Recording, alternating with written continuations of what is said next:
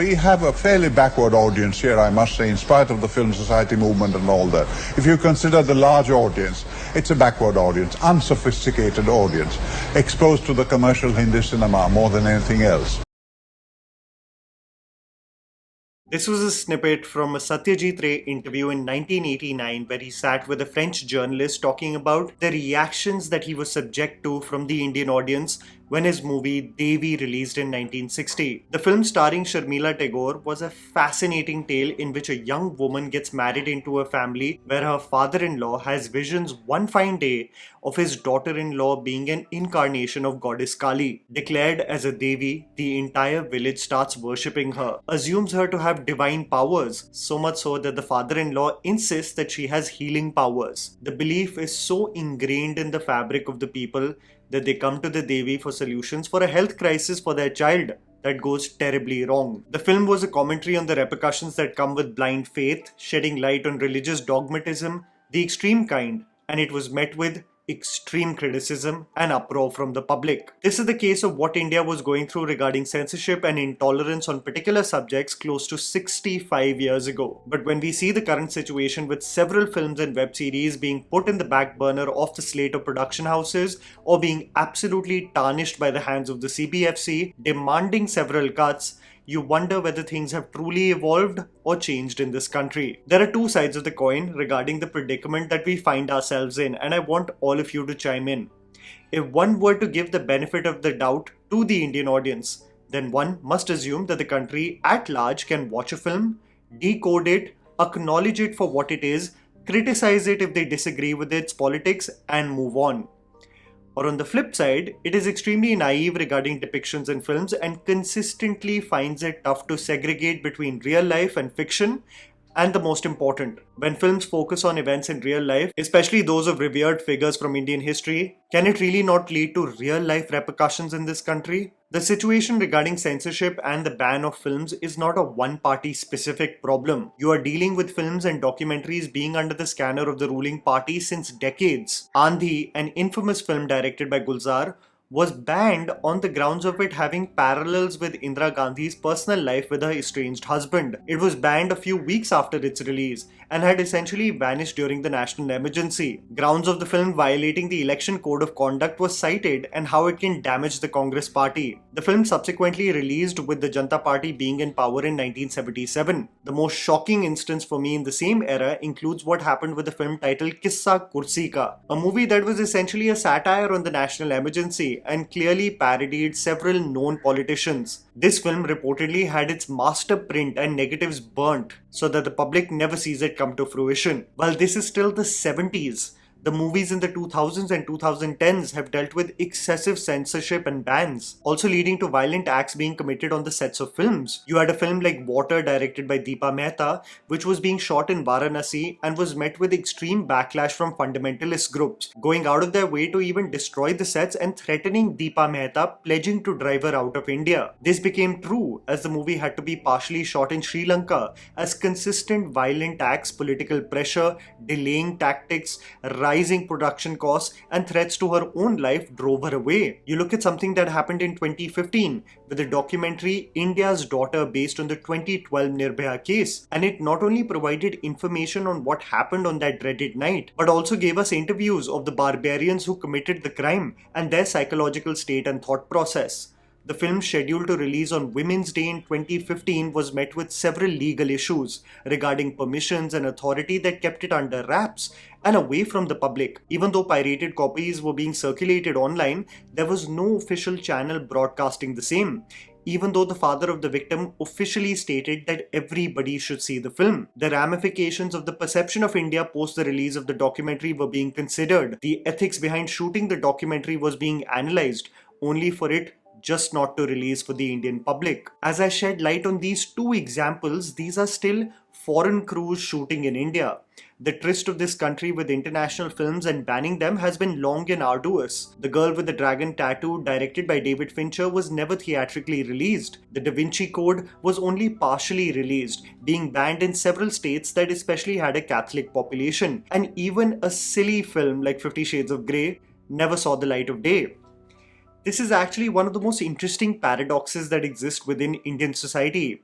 That just this weekend I saw a movie called Jat that had been given a UA certificate. Essentially, anyone above the age of 15 or 16 can watch it. But let's be honest, anyone can enter for a UA movie in India. A movie that showcases women being stripped off of their clothes multiple times, being harassed and abused, and sequences that portray the villain to behead multiple innocent villagers. All of this can be seen by young impressionable minds, but content that is even slightly sexual in nature can't even be seen by adults with an A rating. You can have a Malayalam film like Marco, where the villain literally extracts the baby from a woman's womb as a means of showcasing his savagery, but it's Deepika Padukone and the color of her bikini in Besharam Rang where we draw the line. Sometimes the priorities and where we feel like the morality of this country is under threat just seems skewed to me. Empuraan released, and within its first weekend it was being demanded that it cuts several scenes from its final edit. In this case, the actor Mohanlal apologized himself and the producers were willing to re-censor the film while it was running actively in theatres and release the film with the new edit with 17 to 24 cuts. While I do agree that with the UA certificate, the atrocities showcased in the film, especially regarding its first sequence of Baba Bajrangi and his goons, should be strictly for adult audiences, I think the makers backtracked immediately so that they can monetarily benefit from the hype, even if it meant being at the cost of storytelling. So it actually worked in favor for the filmmakers because people tuned in to watch the film before the cuts are implemented so as to not get FOMO. Great for business, but a slippery slope and a bad precedent of producers budging and accommodating if people are upset with the film's content while it still runs in theatres. A film that has legally gone through the censor board. I make this video today because of the several films that we may never see. We speak about how movies should be a reflection of our society and how this massy brain rot cinema that our stars are doing is so forgettable, but when filmmakers actually try to speak about something compelling of the realities all around us, they are only met with consistent legal trouble or their art never seeing the light of day. You see recent examples of a Hollywood film like Monkey Man with Dev Patel, a movie banned on grounds we simply don't know. But if anyone outside of India has seen the film, I saw it on a plane while heading overseas, we know the symbolism and why it was never screened in theatres here. You see a film like Santosh, starring Shahana Goswami, a tale about a widow who takes up her late husband's job as a police officer, and its ban is also vague, while many people assume it's because of the portrayal of police brutality and caste discrimination. But I wonder, this is the same country that just a few years ago saw a movie like Article 15, that had split opinions that I assume is what is and should be film discourse. But how is it that we have come to a point where we can't even have these discussions? Is the assumption that anything marginally reflecting on what is real life will lead to repercussions of violence and hence that risk can never be taken? Have we become so fragile with our own belief systems that our immediate response to something we disagree with is physical harm? Some of the recent examples of what films are experiencing is shocking and saddening to me. Just last weekend, when all of these Tamil and Malayalam films had released with Jat, the movie that I was genuinely looking forward to was the Pratik Gandhi and Patralekha starrer Phule, a film based on the life of Jyotirao Phule and Savitribai Phule. And this film has been delayed due to several cuts being demanded by the CBFC, specifically 12. The tale of a real-life social reformer who worked his whole life to fight for the eradication of untouchability and various customs and acts stemming from the caste system, specifically denial of schooling for oppressed castes, is being silenced on grounds on the possible negative impact the film may have. The same things that Jyotirao Phule stood against are being altered or censored. Then what is the point of telling his story? Anant Mahadevan, the director, wants to only release the film when he reaches a middle ground with those who believe that the film may have ill intentions, but these often turn into long drawn out battles that never reach a conclusion. What's the most interesting part of all of this is that the book, The Discovery of India, written by Jawaharlal Nehru, was adapted into a 53-episode Doordarshan series called Bharat Ek Khoj in 1989, which was created by Shyam Benegal, featuring an episode called Mahatma Phule with Sadashiv Amrapurkar playing the role of Jyotirao Phule. And this was shown on national television. So what has happened to us? that we have regressed so much from what we were 35 years ago. Punjab has had a torrid history of bans and censorship with movies across the years, especially for themes of violence that is depicted about the state across decades.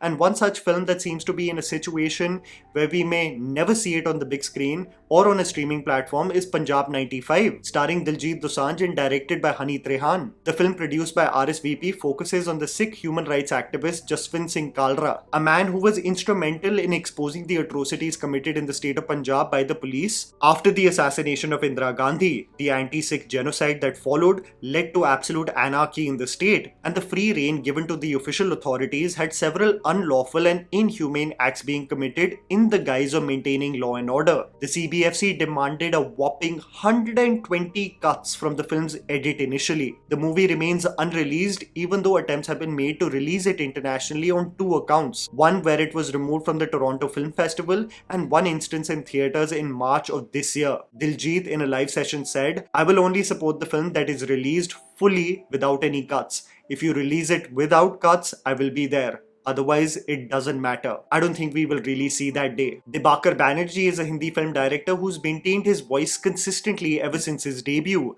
and his Netflix film titled Tease just seems to be in content jail at this point, shoved in the back burner of the streaming giant just so that it doesn't take the risk of the backlash that may follow. Dibakar describes the situation as a casual suppression of freedom of speech. The film, based on 3 generations of Kashmiris in a dystopian India, stars Nasruddin Shah, Manisha Koirala, Huma Qureshi, Shashank Aroda and Divya Datta, and was screened in the Dharamshala Film Festival. Dibakar is apparently doing the rounds with the film in several film societies and festivals so that the title can get a new home. The film sheds light on the Kashmiri Pandit exodus and the intolerance against Muslims today, but will find it very tough to see the light of day. We keep on talking about Anurag Kashyap and why he seems to have migrated away from Mumbai, doing mostly acting roles in Tamil and Malayalam cinema, and it has a lot to do with the feeling of dejection and frustration that stems from several of his projects being in the back burner, either because of production companies taking a call that the risk is not worth it, or the CBFC just making his life a living hell. This has been the reality of Kashyap since his debut, with Punch and Black Friday getting banned,